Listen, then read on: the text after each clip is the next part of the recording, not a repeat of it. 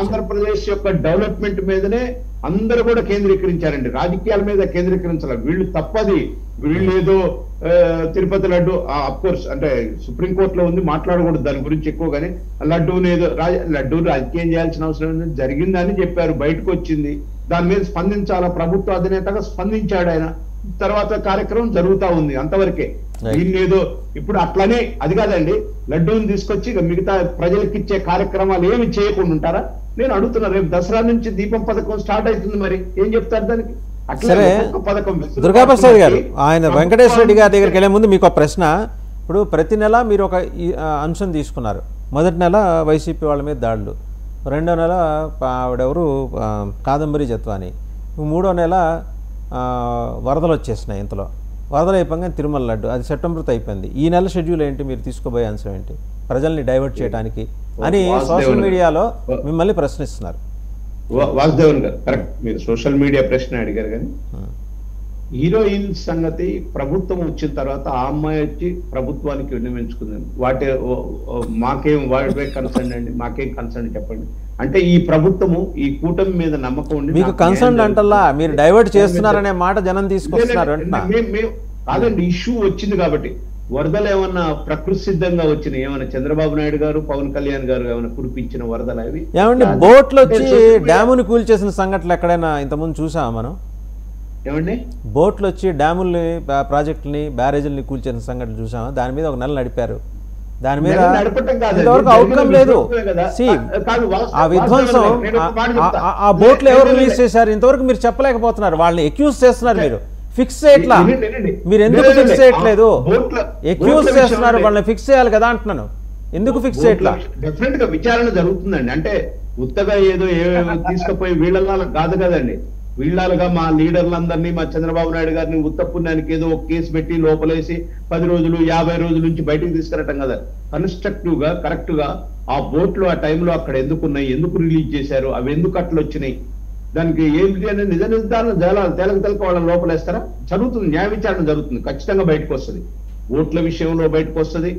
నిజంగా అది గనుక కుట్ర గనుక ఉందనుకోండి, అది క్షమించరాని నేరం. ఉంది అనుకోవటం ఏంటి, మీరు ఆల్రెడీ ఉంది అని కుట్ర జరిగిందని మీ మంత్రి లోకేష్ గారే చెప్పారు, మీరు మళ్ళీ ఇక్కడ అనుకుంటున్న దగ్గర ఆగుతున్నారు.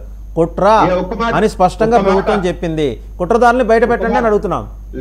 మీరు ఒకసారి లోకేష్ గారు మాట్లాడింది కానీ, చంద్రబాబు నాయుడు గారు మాట్లాడింది కానీ, మా మినిస్టర్ ఇరిగేషన్ మినిస్టర్ మాట్లాడింది, ఆయన చేసిన ట్వీటే ఉంది సార్. నేను మీకు మీ పార్టీ వెబ్సైట్ లో ఉండి చూసుకోండి, ఆయన చేసిన ట్వీటే ఉంది. ఇది కుట్ర, దాని వెనకాల వీళ్ళు ఉన్నారు, అరెస్ట్ చేయండి. ఇది కుట్ర, వినండి, ఇది కుట్రలా ఉంది, దీని మీద న్యాయ లా ఉందల్లా కుట్ర అన్నారు ఆయన. అక్కడ ఎగ్జామ్షన్స్ ఏమి కుట్ర అన్నారు స్పష్టంగా. మీకు నేను పంపించిన ట్వీట్ పంపించిన మీకు ఒకసారి, ఆయన ఏమన్నారు గారు, మా వెబ్సైట్ లో ఉంటది, మేము చూస్తాం రోజు. కానీ నేను అనేది ఏంటంటే, ఇది కుట్ర, దీని మీద న్యాయ విచారణ చేస్తామని అన్నారు. కుట్ర అని అంటున్నా నేను కూడా ఏమంటున్నాను అంటే, అది కాదండి, 2 బోట్లు వైసీపీ రంగు వేసుకొని వచ్చిన బోట్లు కొడితే మేము ఏమనుకోవాలండి? అంటే రాజకీయం కోసం కాదు ఇది, వేరే నార్మల్ బోట్లు వస్తే అసలు dam safety authority of India వాళ్ళని ఎందుకు ఇన్వాల్వ్ చేయాలా? ఎందుకంటే ఇది పెద్ద కాన్స్పిరసీ, చిన్న వ్యవహారం కాదు ఇదేమి. వాళ్ళు నిజంగా కుట్రకు పాల్పడితే వాళ్ళు ఇమ్మీడియట్ గా తీసుకెళ్లి జైల్లో వేయాలి. మీరు డిలే చేస్తున్నారు, కారణం ఏంటి? నో డిలే, న్యాయ విచారణ జరుగుతుంది. మీరు అన్నట్టు డ్యామ్ సేఫ్టీ అథారిటీ కేంద్రం నుంచి కూడా వస్తుంది, డెఫినెట్ గా దీన్ని పరిశీలిస్తుంది. లోతుగానే దీన్ని చర్చ, మాకు మొన్న పార్టీలో కూడా చర్చ జరిగింది. దీన్ని అంత తేలిగ్గా వదిలిపెట్టొద్దు, చాలా తీవ్రంగా తీసుకొని దీని దోషులు ఎవరన్నా ఉంటే కఠినంగా శిక్షించాలి. వెంకటేశ్వర రెడ్డి గారు చంద్రబాబు నాయుడు చెప్పాము. రైట్, వెంకటేశ్వర రెడ్డి గారు మాట్లాడతారు. వెంకటేశ్వర రెడ్డి గారు చెప్పండి, మీకున్న సందేహం ఏంటి?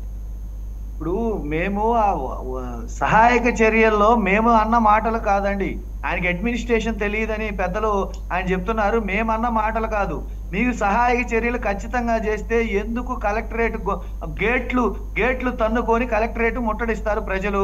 అక్కడ స్థానికంగా ఇబ్బంది పడిన వాళ్ళు మీరు ఒకసారి బయటలు చూడండి. ఆకలేసిన వాడు వాడి అరుపులు ఎవరు ఆపుతారు? ఇక్కడ ఇవన్నీ 1 కోటి మందికి భోజనాలు అందించారని చెప్పారు, 1 కోటి మందికి భోజనాలు అందించారని చెప్పారు. భోజనం అందక గొడవ చేసేవాళ్ళు ఎంతమంది ఉన్నారో మీరు ఒకసారి చూడండి.